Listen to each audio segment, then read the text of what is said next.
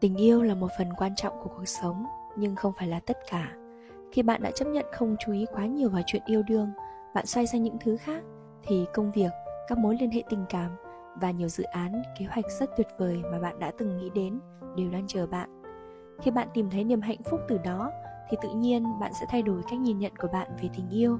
Bạn thấy tình yêu không quá khủng khiếp, không quá gây áp lực cho bạn, và bạn nghĩ rằng bạn cần có một sự chuẩn bị để bước vào tình yêu hơn là phải có tình yêu ngay lập tức khi mình chưa sẵn sàng. Nghe có vẻ mâu thuẫn, nhưng mà khi bạn không còn quá cần yêu nữa thì bạn hãy nên yêu.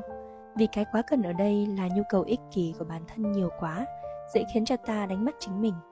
Còn khi bạn không quá cần, có nghĩa là bạn đã biết hòa nhịp, cân bằng cuộc sống, và khu vườn tâm hồn đã sẵn sàng có hoa thơm, trái ngọt.